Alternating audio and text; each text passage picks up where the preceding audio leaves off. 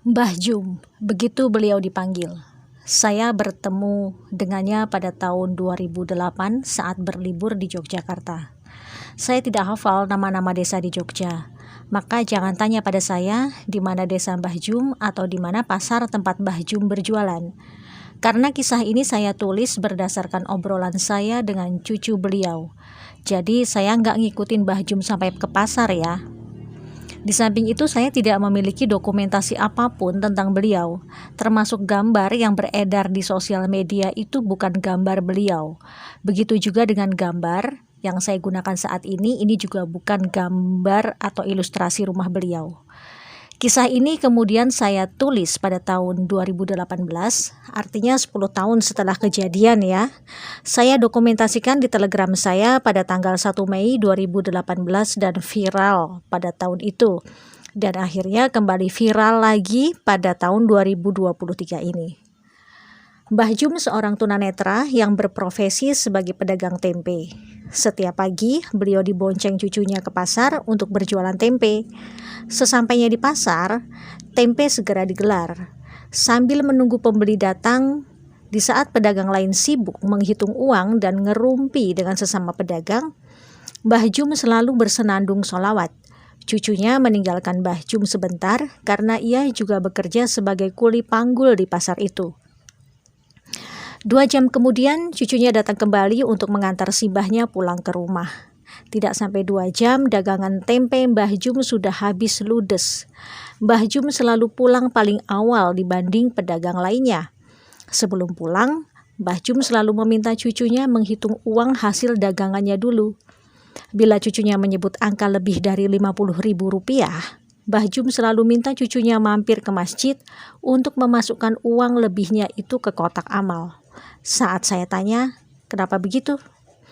Karena kata Simbah, modal Simbah bikin tempe cuma 20.000, harusnya Simbah paling banyak dapatnya ya 50.000. Kalau sampai lebih berarti itu punyanya Gusti Allah, harus dikembalikan lagi. Lah, rumahnya Gusti Allah kan di masjid, Mbak. Makanya kalau dapat lebih dari 50.000, saya diminta Simbah masukin uang lebihnya ke masjid. Loh, kalau sampai lebih dari 50.000 itu kan hak Simbah. Kan artinya Simbah saat itu bawa tempe lebih banyak toh? Tanyaku lagi.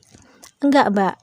Simbah itu tiap hari bawa tempenya enggak berubah-ubah. Jumlahnya sama. Cucunya kembali menjelaskan pada saya. Tapi kenapa hasil penjualan Simbah bisa berbeda-beda? Tanya saya lagi. Begini, Mbak. Kalau ada yang beli tempe sama Simbah, karena Simbah tidak bisa melihat, Simbah selalu bilang, ambil sendiri kembaliannya. Tapi mereka para pembeli itu selalu bilang, uangnya pas kok Mbah, nggak ada kembalian.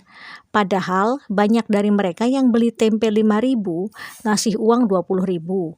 Ada yang beli tempe 10.000, ngasih uang 50.000. Dan mereka semua selalu bilang uangnya pas, nggak ada kembalian. Pernah suatu hari, Simbah dapat uang 350.000. Ya, 300.000-nya saya taruh di kotak amal masjid. Begitu penjelasan sang cucu. Saya melongo terdiam mendengar penjelasan itu. Di saat semua orang ingin semuanya menjadi uang, bahkan kalau bisa kotorannya sendiri pun disulap menjadi uang, tapi ini Mbah Jum. Logika saya yang hidup di era kemodernan jahiliyah ini belum sampai.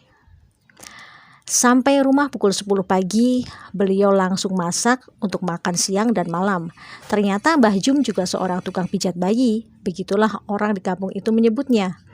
Jadi bila ada anak-anak yang dikeluhkan demam, batuk, pilek, rewel, kejang, diare, muntah-muntah, dan lain-lain, biasanya orang tua mereka akan langsung mengantar ke rumah Mbah Jum. Bahkan bukan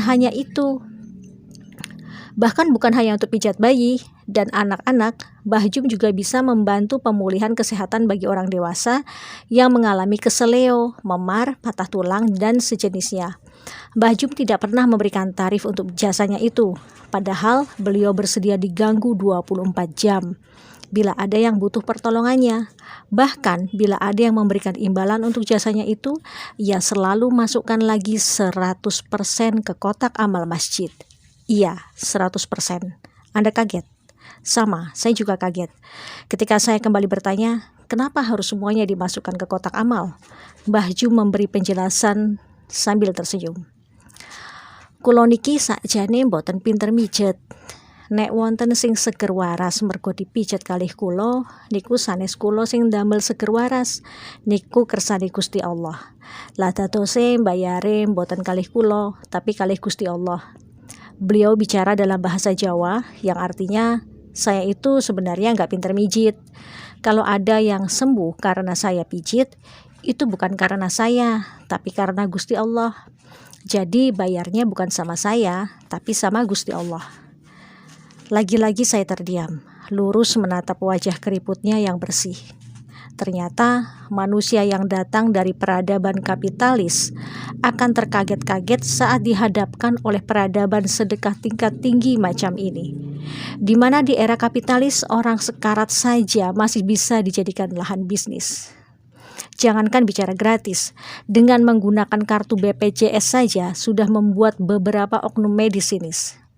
Mbah Jum tinggal bersama 5 orang cucunya. Sebenarnya yang cucu kandung Mbah Jum hanya satu, yaitu yang paling besar usia 20 tahun, laki-laki, yang selalu mengantar dan menemani Mbah Jum berjualan tempe di pasar. 4 orang cucunya yang lain itu adalah anak-anak yatim piatu dari tetangganya yang dulu rumahnya kebakaran. Masing-masing mereka berumur 12 tahun laki-laki, 10 tahun laki-laki, 8 tahun laki-laki, dan 7 tahun perempuan. Dikarenakan kondisinya yang tunanetra sejak lahir, membuat Mbah Jum tidak bisa membaca dan menulis. Namun ternyata ia hafal 30 juz Quran. Masya Allah. Cucunya yang paling besar ternyata guru mengaji untuk anak-anak di kampung mereka. Keempat orang cucu-cucu angkatnya ternyata semuanya sudah khatam Quran. Bahkan 2 di antaranya sudah ada yang hafal 6 juz dan 2 juz. Kula niki tiang kampung, boten saged ningali nopo-nopo ket bayi. Alhamdulillah kersane Gusti Allah, kula diparingi berkah, saged hafal Quran. Gusti Allah niku benar-benar adil kalih kula. Beliau bicara dalam bahasa Jawa yang artinya, saya ini orang kampung, tidak bisa melihat apapun dari bayi. Alhamdulillah kehendak Gusti Allah saya diberi keberkahan, bisa hafal Quran. Gusti Allah itu benar-benar adil sama saya. Itu kata-kata terakhir Mbah Jum sebelum saya pamit pulang. Saya peluk erat dia, saya amati wajahnya. Saya rasa saat ini bidadari surga iri melihat Mbah Jum, karena kelak para bidadari itu akan menjadi pelayan bagi Mbah Jum insya Allah. Matur nuwun Mbah Jum atas pelajaran sedekah tingkat tinggi pada tahun 2008 yang sudah Simbah ajarkan pada saya di pelosok desa Yogyakarta. Saya Irena Rajiman. Wassalamualaikum warahmatullahi wabarakatuh.